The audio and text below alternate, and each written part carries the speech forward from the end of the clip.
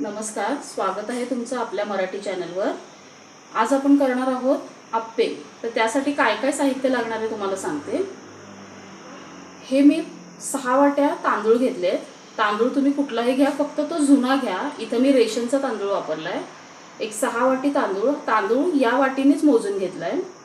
त्याच वाटीने 2 वाटी उडदाची डाळ घेतली आहे, 1 वाटी पोहे घेतले आणि 1 वाटी रवा घेतलाय आणि 2 लहान चमचे मेथी दाणे घेतले।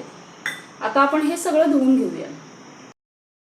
आता आपण हे तांदूळ डाळ धुवून घेतले सगळं। तांदूळ एक 4 ते 5 पाण्याने धुवा, म्हणजे त्याच्यावरचं जे काळं पाणी असतं ते काढून टाकायचं आहे।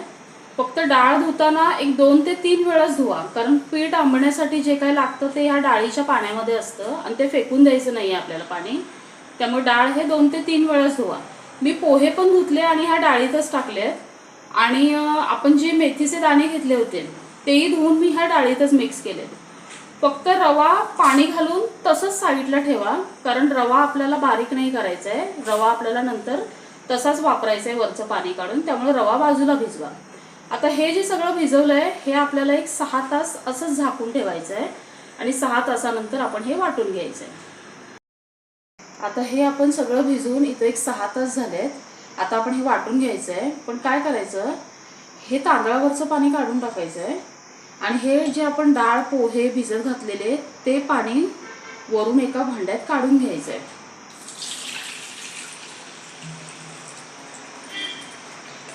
तांदळाचं पाणी वापरू नका, फक्त डाळीचं पाणी वापरा, कारण ते फर्मेंटेशनसाठी आपल्याला ह्या पाण्याची गरज असते। हे पाणी जर तुम्ही त्या पिठात घातलं तर ते पीठ लवकर आंबतं, म्हणून हे पाणी वापरायचं।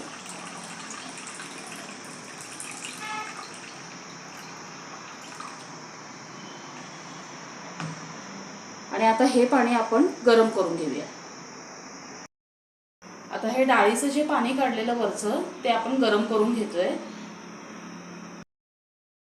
आता तांदळातलं पाणी काढून टाकलंय। तांदूळ आणि डाळ दोन्ही एकत्र करत वाटायचं आहे। थोडे तांदूळ घेतलेत, थोडे डाळ आणि पोहे जे होते ते घेतलेत आणि मोठ्या भांड्यात वाटा, म्हणजे लवकर होतं। आता हे जे आपण पाणी गरम करायला ठेवलेलं ते गरम झालेलं पाणीच याच्यात घालायचं आहे। थोडं थोडं पाणी घालत वाटा आणि खूप घट्टही करायचं नाही आहे आणि खूप पातळ पण करायचं नाही। मी दाखवते तुम्हाला।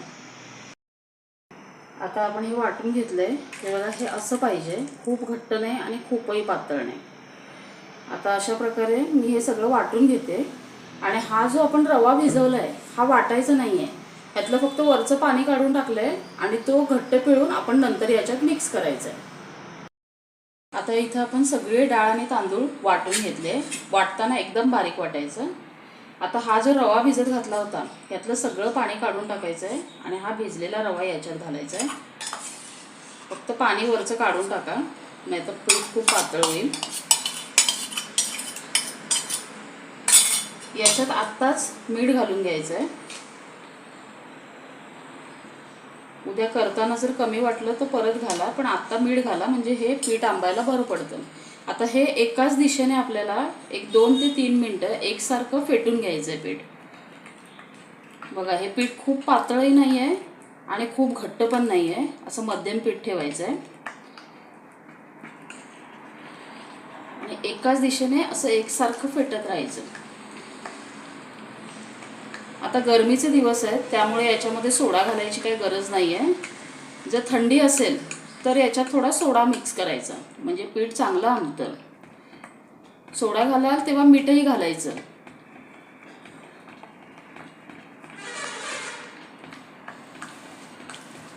असं एकसारखं एक 2-3 मिनिटं हलवायचं आणि पीठ झाकून ठेवायचं। हे सगळं आपण मिक्स करून घेतलंय। आता याच्यावर एक झाकण ठेवायचं आणि एका उबदार ठिकाणी हे 8 ते 10 तास ठेवायचं, किंवा रात्रभर ठेवला तरी चालेल। जर तुमच्याकडे ओव्हन असेल तर बंद ओव्हनमध्ये हे असंच ठेवून द्या। फक्त पीठ खूप असं वरपर्यंत भरू नका, नाहीतर ते बाहेर पडेल। निम्म पीठ असेल एवढं मोठं भांडं घ्या आणि हे एक 8 ते 10 तास झाकून ठेवा। आता हे पीठ वाटलेलं मी रात्रभर ठेवलेलं, तुम्ही बघा, हे खूप छान आंबलं आहे आणि ह्याला जाळीही खूप छान आली आहे। जवळून बघा, त्याला जाळीही चांगली आली आहे. आता याचे आपण नंतर आप्पे करूया. त्याआधी आपण आप्प्यासाठी लागणारी चटणी वाटून घेऊया. चटणीसाठी मी काय काय घेतले बघा. ओलं खोबरं, फुटाण्याची डाळ जी आपण चिवड्यात घालतो ती फुटाण्याची डाळ घेतली आहे. कोथिंबीर थोडीच घ्यायची. थोडासा चिंचेचा अगदी थोडासा तुकडा घ्यायचा आहे.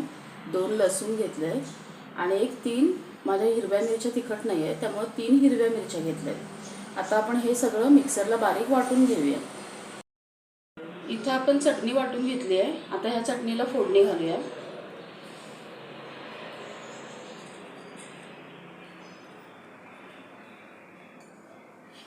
पातेलं गरम करायला ठेवलं आहे. त्याच्यात थोडं तेल घालूया.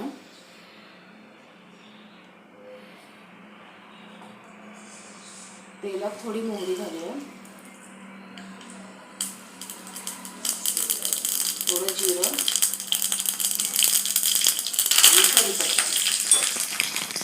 चटणी वाटतानाच आपण त्याच्यामध्ये मीठ आणि साखर घातली. आता ही केलेली फोडणी याच्यावर होती आहे.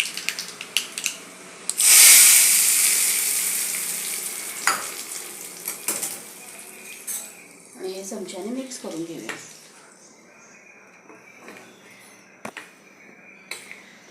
आपली चटणी तयार आहे. आता इथं मी आप्याचं भांडं ठेवलं आहे. हे भिडाचं भांडं आहे.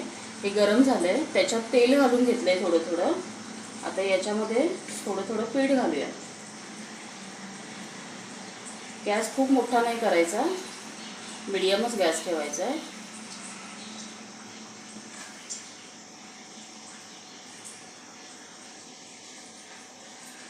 आणि थोडं थोडं पीठ सगळ्यात घालून घ्यायचं आहे.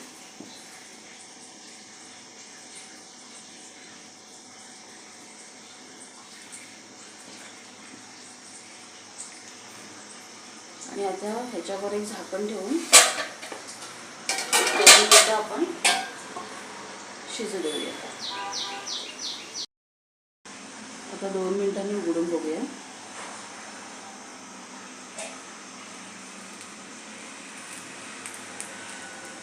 आणि हे परतून घेऊया.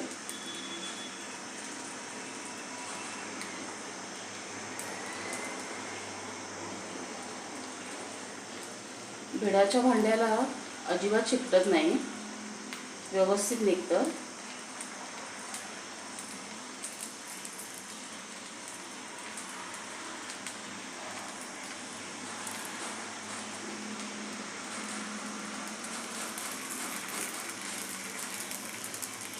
सुरुवातीला तेल घातलेलं असल्यामुळे त्याच्यावरती काढताना तेल घालायची गरज नाही, पण आपण आता जेव्हा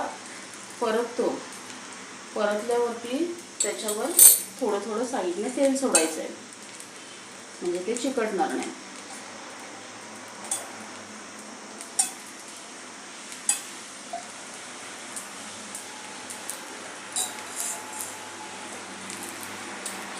असे आप्पे खूपच मऊ आणि खायला चवीला छान लागतात.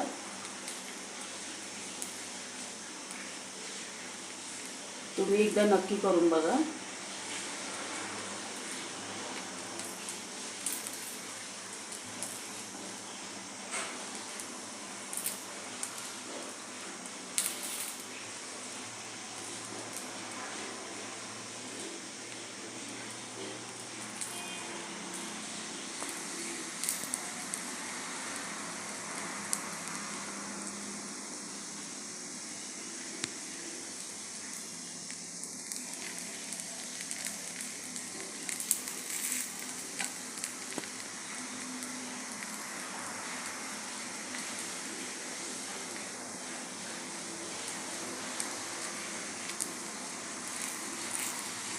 हे असं थोडे परतून घ्यायचे 2 वेळा, म्हणजे खालून वरून व्यवस्थित ते भाजले जातात.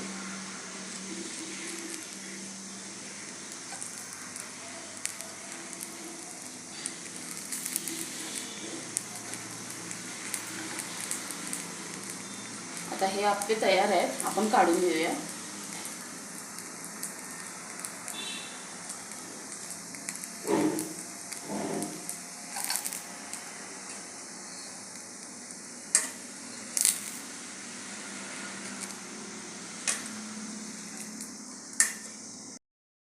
आता हे आपले आप्पे खाण्यासाठी तयार आहेत. हे बघा, अतिशय मऊ असे होतात, अजिबात कडक होत नाहीत. हे आप्पे आणि चटणी खाण्यासाठी तयार आहे. माझा व्हिडिओ जर तुम्हाला आवडला असेल तर लाईक करा, कमेंट करा आणि सबस्क्राईब करा.